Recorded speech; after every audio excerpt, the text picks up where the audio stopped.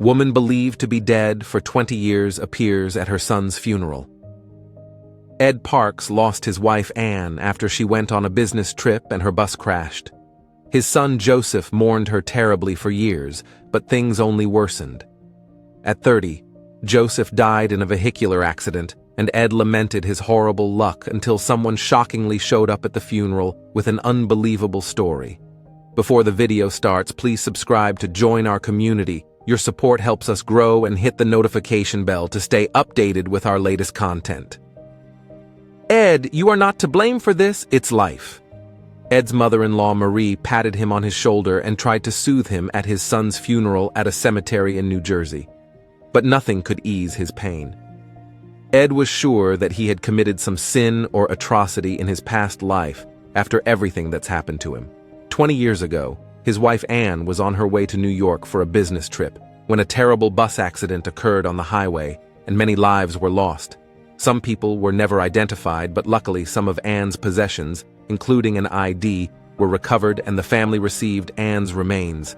They had her cremated and buried in this same cemetery.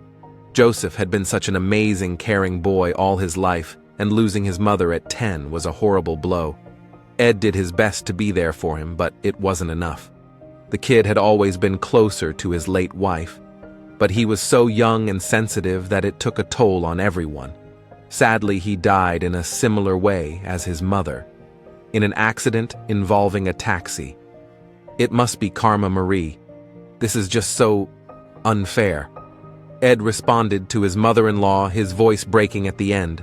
The service continued as usual, and eventually people started drifting away after paying their respects. But when Ed stood up, his heart skipped a beat. A woman had approached the coffin, and she was the living copy of Anne except older. This couldn't be possible. Ed saw her placing one hand on the casket and thoughtfully looking at his late son.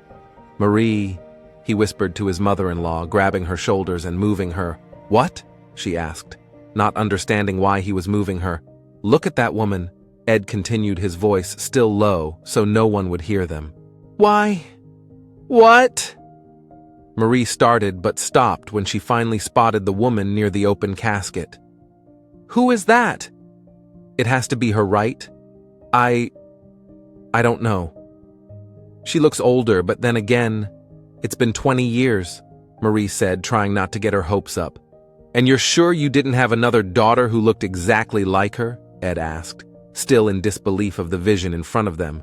But Marie couldn't answer him because the woman turned around and she had to be Anne, their beautiful Anne. It couldn't be anyone else. She saw them staring and hesitantly approached them. "Hello, I'm sorry," the woman said with a kind face and a slight grin. "We've never met before, but I saw his picture and what happened on the news, and I thought I would come to pay my respects." "Never met us before?" Marie mumbled. "Well, yeah, I'm a complete stranger, but I came because I thought Joseph looks exactly like me. I was curious. I apologize if that's insensitive," she continued, her hands clasped in front of her. "You don't remember us?" Ed asked. She shook her head at the question, and he continued, "What's your name?" "I've been going by Jane Smith for several years," she stated, and Marie frowned at the strange name. "Jane, I don't know what to say," Ed began, but he had no idea how to handle this situation. His late wife was right there, and she had no clue who they were or her real name. They asked her to sit down with them in the cemetery hall and have a chat. They started talking a little further, and some truth became clear. Anne didn't remember anything about her life before she was 35 and woke up in a hospital with no memories. "I don't remember anything, but I had a clue. There was a bracelet on my arm that said Joseph Parks," she explained. "For years, I've tried searching for clues, but there are just too many people with that name. I didn't know anything about him. It wasn't until I saw the news that I recognized myself in your son, and I thought I would try to find answers here. Other than that, I've just been surviving. I think you need to come with us, Jane, and see the truth for yourself." Marie said, tears in her eyes, because her daughter, who they presumed dead for 20 years, was right there. They just needed to remind her. They took her to Marie's house and showed her albums of photos and memories of her life with them. Ed had to explain that he was her husband. Joseph was their only kid, and that her real name was Ann Parks. I believe you are telling me the truth, but what I don't understand is why you didn't find me in that hospital in New York. She questioned her face, showing only confusion. There was no resentment. She merely wanted to know, we were given someone to cremate.